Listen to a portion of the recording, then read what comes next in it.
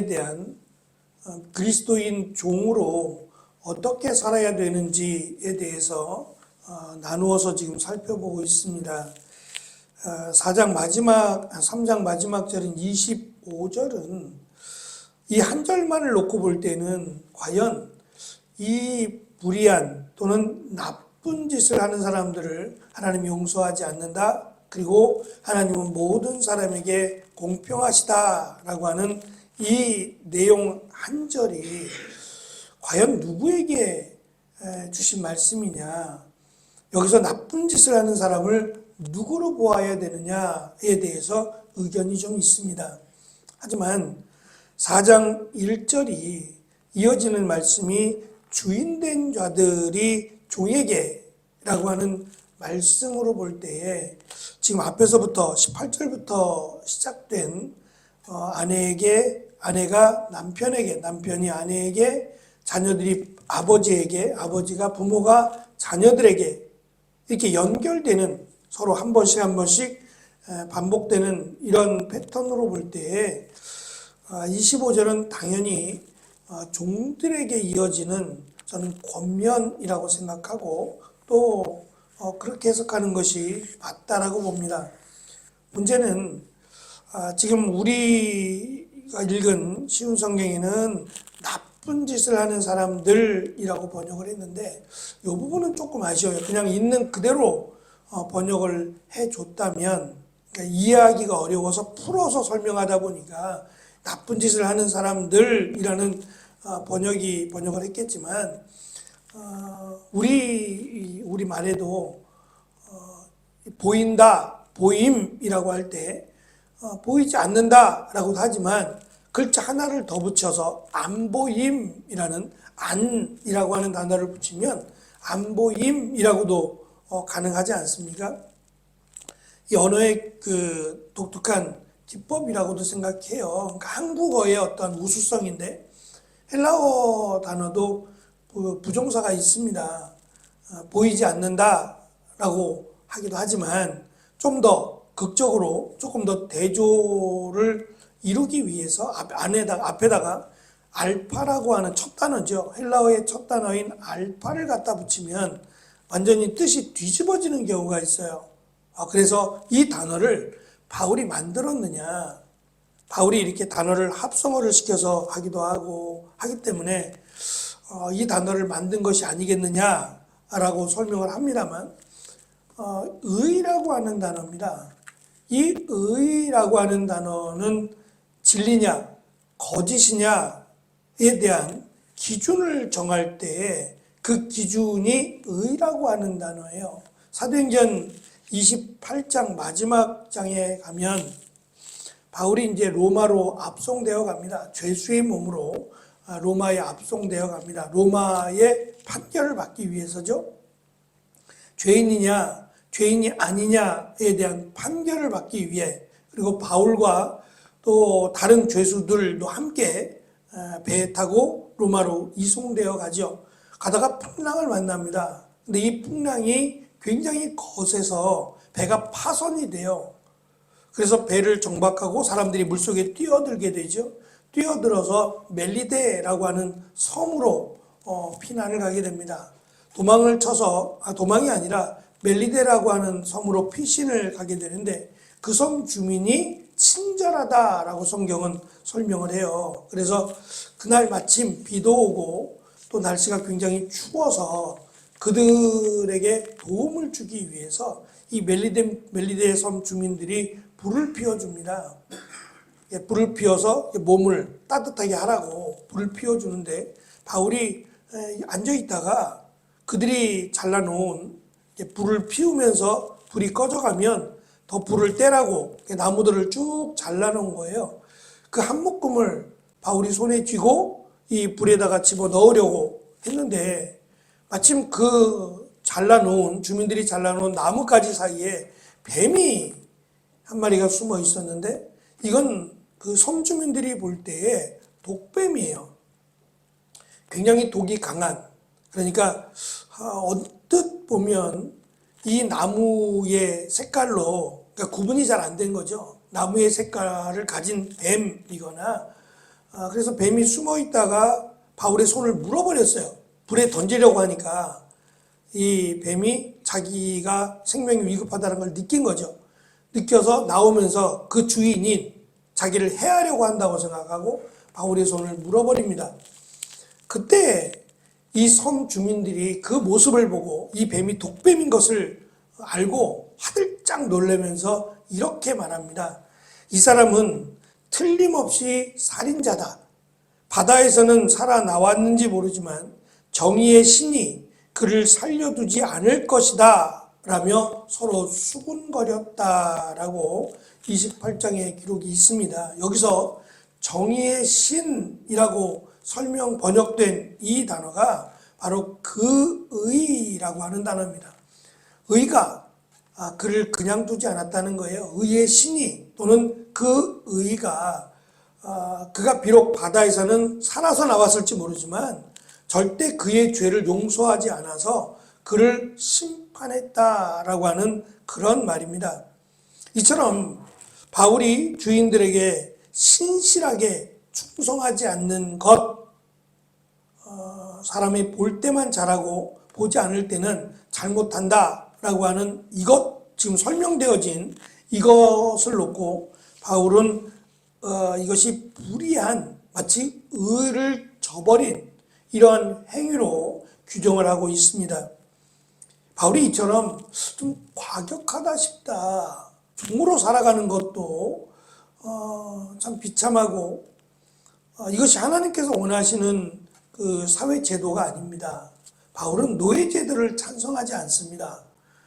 그럼에도 불구하고 바울이 지금 이 주인에게 순종하지 않는 지금 설명되어진 22절에서 설명하고 있는 이 부분을 거역하거나 또 이 부분을 따르지 않는 자들을 마치 불의를 행하는 자처럼 설명한 이유가 있습니다.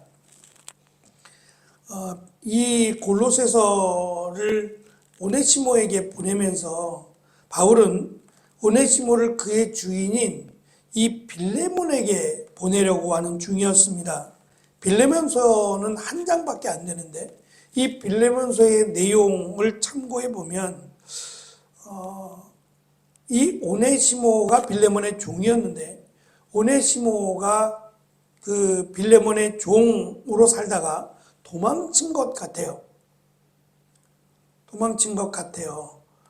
노예로 살기 싫다라고 하든지 간에 도망을 쳤다가 바울을 만나면서 이제 그 안에 복음이 들어가고 그가 그리스도인이 되어진 그런 상황 속에서 바울이 다시 오네시모를 빌레몬에게 보내게 되는데 그 빌레몬에게 보내면서 바울은 마음속으로 그를 더 이상 종으로 두지 말고 그를 사역자로 놓아줄 것을 원하는 마음이 있어요. 바울은 당시의 법에 따라 자기 노예를 처리할 수 있는, 그러니까 죽일 수도 있는 거죠. 주인을 버리고 도망친 노예를 죽일 수 있는 이러한 권리를 부인하는 것은 아닙니다. 하지만 조심스럽게 빌레몬에게 믿음의 사람이니까 믿음의 사람인 빌레몬에게 믿음의 결정을 하기를 바울은 원해요. 그래서 바울은 오네시모의 불의에 대해서 그가 대신 빌레몬에게 갚아주겠다라고 빌레몬 1장 18절에는 약속을 합니다. 이렇습니다. 만일 오네시모가 그대에게 잘못한 일이 있거든 그 책임을 내게 대신 돌리십시오. 또 갚아야 할 것이 있다면 그것도 나에게 돌리십시오. 바울이 무슨 돈이 있어서요? 종에서 사면해 달라고 한다면 그만한 대가를 지불해야 돼요. 자기가 돈 주고 산 그 돈을 감가상각을 해서 얼마 동안 자기가 이 종을 부렸으니까 또 이 종의 나이가 이러니까 자기가 이 종을 다시 내어다 팔면 이 정도의 돈을 받아야 된다라고 하는 것이 있었단 말입니다. 그렇다면 바울이 이것을 대신하겠다, 갚아주겠다고 했으니까 바울이 무슨 돈이 있어요? 돈이 하나도 없는데 그 말은 아닐 겁니다. 돈에 대한 이야기가 아니라 아마도 자신이 무언가 도움을 줄 수 있거나 자신이 갚아줄 수 있는 것이라면 얼마든지 자신이 하겠다. 대신 이 오네시모를 사면해 줄 것을 더 이상 종으로서가 아니라 그리스도의 종으로 또는 이 복음을 위한 사역자로 좀 놓아주기를 원하는 마음이 바울에게 있었습니다. 이 빌레몬서 1장 18절에서 바울이 한 그가 잘못한 일이 있거든 이라고 번역된 이 단어가 지금 우리가 읽은 25절에 두 번이나 강조하고 있는 불의라고 하는 그 단어입니다. 여기서 불의라는 설명을 조금 더 드리자면 당시 이 노예제도 또는 이 종이라고 하는 것에 불만을 품고 주인을 살해하는 종들이 있었어요. 그리고 도망치는 종들도 많이 등장을 했어요. 이것이 이제 사회적인 문제가 되기도 했는데 분명히 하나님께서 원하시는 사회 제도는 아닙니다. 이 노예라고 하는 것은 분명히 하나님이 원하시는 게 아니에요. 하지만 그렇더라도 주인을 살해하거나 주인을 버리고 도망치는 일은 옳지 않다.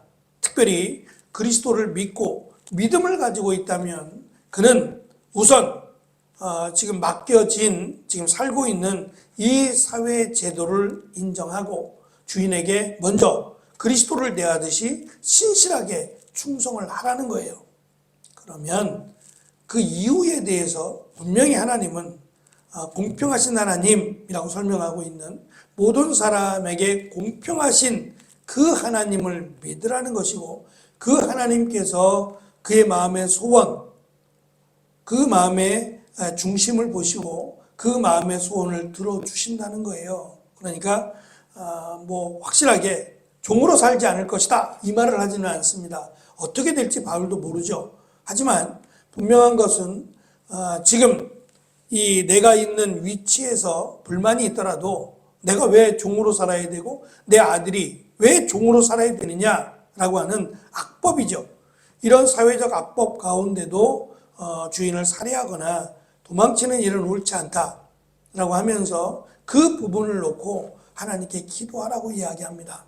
그러면 하나님께 소망을 두고 기도하면 하나님께서는 역사를 주관하시고 분명히 살아계신 하나님께서 인도해 주실 것이다. 어떻게든 하나님이 도와주실 것이다 라고 하는 것으로, 그래서 오네시모를 다시 빌레몬에게 돌려보내는 것은 오네시모가 잘못한 거예요. 어떠한 이유가 있었는지 구체적으로 밝히지 않아서 어떠한 일로 인해서 오네시모가 빌레몬을 떠나서 도망친 것인지는 알 수 없습니다. 하지만 그것이 옳다라고 하는 것은 아니기 때문에 빌레몬에게도 오네시모를 대할 때 그리스도의 형제로 대해 줄 것을 바울은 원해요. 강압적으로 놓아주어야 마땅하다 그렇게 말하지 않습니다. 그것은 빌레몬의 권한에 있는 것이기 때문에 빌레몬의 권리, 주인된 권리이기 때문에 바울이 함부로 그에게 놓아주는 것이 하나님의 뜻이다 라고 말하지 않습니다. 다만 믿음의 결정을 하기를, 빌레몬에게도 믿음의 결정을 하기를 빌레몬서를 통해서 바울은 권면하고 오네시모에게 역시 먼저는 빌레몬에게 돌아가는 것이 마땅하다. 그리고 가서 주인에게 신실하게 충성하는 것이 하나님이 원하시는 뜻이다라고 하는 것을 가르치고 그 이후에 분명히 하나님은 역사하실 것이다. 하나님은 그것을 통해서 사도 바울 역시도 마찬가지죠. 사도 바울이 여기까지 온 것은 비록 세상에 볼 때에는 어리석은 일일 수도 있어요. 미쳤다는 말까지 들었으니까. 그러나 분명히 사도 바울은 하나님이 자신을 인도하고 계시다, 예수님이 자신과 함께 하시다라고 하는 것을 믿습니다. 그래서 하나님이 자신에게 이 복음의 전달자로 부르시고 함께 하신다라는 것을 분명히 확신합니다. 마찬가지로 오네시모 역시 그리스도를 믿는 믿음을 영접했기 때문에 이후에 하나님께서 어떻게 역사하실지, 어떻게 오네시모를 사용하실지 기대함으로 충성하라라고 하는 내용을 가르쳐 주고 있습니다. 세 번에 걸쳐서 이 종들에 대한 이야기를 종들이 어떻게 종으로 살아야 되느냐, 그가 충성했을 때 어떠한 상급을 받게 되느냐, 그가 불의했을 때 어떠한 보응을 받게 되느냐에 대한 부분을 길게 설명하는 것은 아마도 이 부분이 가장 사회적인 이슈가 되었기 때문이라고 생각하고, 또 이 부분은 우리가 직장 생활을 하면서 직장에 대한 불만, 또 특별히 상사들에 대한 불만이 분명히 있을 수 있습니다. 그럴 때 어떻게 결정해야 되느냐에 대한 또 다른 답을 주지 않겠나라는 생각을 합니다. 물론 1세기와는 비교할 수 없어요. 다른 직장, 더 좋은 직장을 갈 수 있어요. 그렇더라도 일단 우선순위는 주위를 보지 말고 하나님을 바라보고 충성할 것, 그리고 기도할 것, 하나님이 옮겨주시든지 아니면 어떻게 하시든지 분명히 하나님이 역사하실 것이다 라고 하는 중요한 답을 우리에게 주시는 것이라고 저는 생각을 했습니다. 그래서 먼저는 우리가 불의한 상사라고 할지라도 하나님을 바라보고 나에게 맡기신 일을 충성하는 것, 이것은 내가 해야 될 일이고, 그리고 하나님 앞에 기도하는 겁니다. 하나님 어떻게 해야 합니까? 하나님이 인도해 달라고 하나님께서 인도해 주실 것을 기도하면 하나님께서 역사하실 것이다 라고 하는 것을 당시 1세기에 마치 소모품과 같은 취급을 받았던 노예들, 자자손손 대대로 종으로 살아야 되는 불의한 제도 앞에서 바울은 하나님께서 이 제도를 어떻게 역사하실 것이다 라고 하는 것을 믿고 일단 오네시모를 비롯한 종들에게, 그리스도인 종들에게 좀 강하다 싶은 권면을 하고 있습니다. 이 권면을 통해서 우리가 사회생활이나 직장생활을 할 때에 하나님의 이 말씀이 우리에게는 귀한 또 기준이 되어지는 은혜가 있기를 축원합니다. 기도하겠습니다.